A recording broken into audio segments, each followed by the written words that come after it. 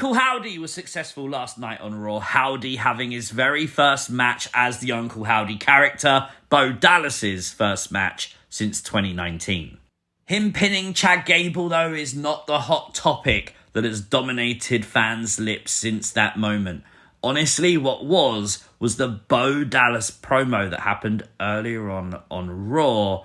And of course, this image on the screen, you could see the door opening. Now, we know Bo alluded before about a door opening. We know it's something that Bray was talking about in the Firefly Funhouse.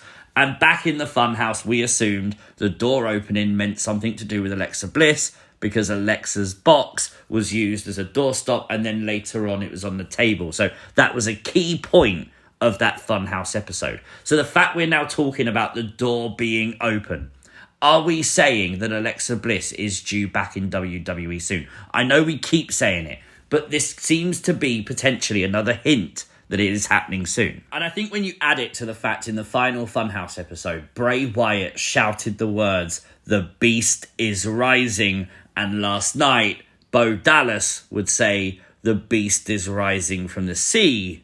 It definitely does feel like whatever Bray was doing in this final episode of the Funhouse, Bo is going to continue and do now. And if I had to give a prediction, I would say that I think it's Alexa Bliss. Again, looking at recent social media photos from Alexa, the pink is there in the hair. And that is the thing that a lot of fans have always speculated would be the final key to know that she's returning. So we'll see, but I do think it's Alexa.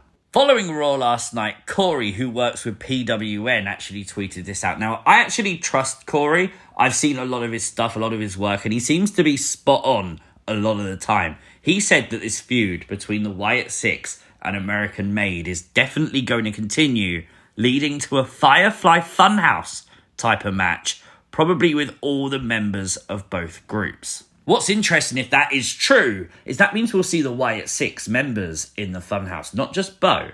And does that mean that the Funhouse is indeed coming back? There's a lot to talk about there, but don't want to get your hopes up too high. But I would love to see them incorporate things like Shorty G, maybe even American Alpha. We know Jason Jordan works for WWE. The Diamond Mine potentially incorporated for obviously the Creed brothers and Ivy Nile. How about we do something with actually like Alpha Academy, who are around still? We can do something. There's a lot of stuff I feel like you could pull off with a Funhouse match if that is to happen. Right, let's get on to some contract news, because this has become a staple of these videos because there's always a lot to talk about. First of all, Humberto Carrillo, Berto, has re-signed with the WWE. Fightful reporting that earlier today. We knew Angel Garza had re-signed. I think a lot of people were just waiting to hear the news, but Berto has now re-signed. Kevin Owens revealed in an interview to Sports Illustrated that he has not re-signed with the WWE. His contract is currently set to expire early next year.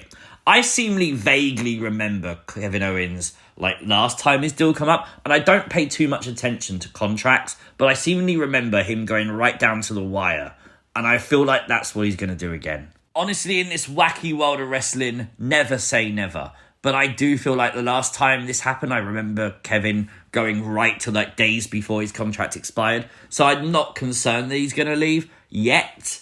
I think let's wait till early next year and let's see the card positioning he's in and stuff like that, you know?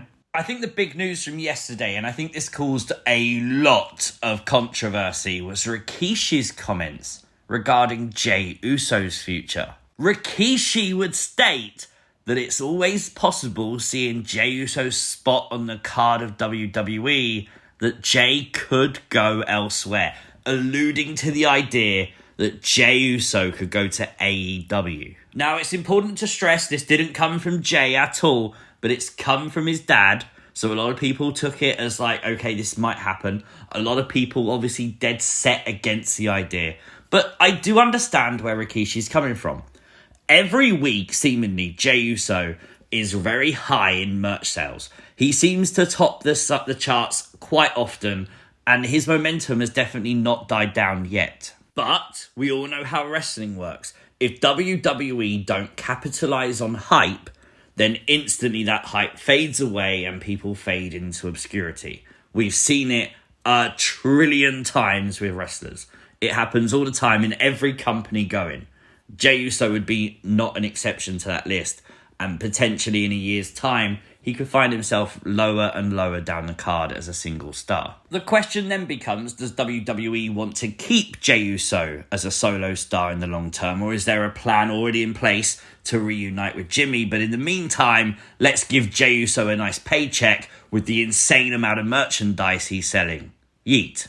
However, we have seen Jey positioned around the IC title, and now his friend Sami Zayn isn't the champion. It does seem like with this Intercontinental title tournament happening that Jey has qualified for in the next 2 weeks on Raw.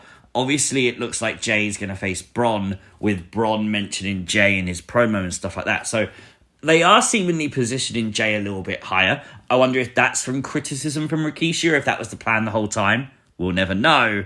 But I don't think there's anything to be too concerned about. Again, I think Jey Uso's making bank off the merch.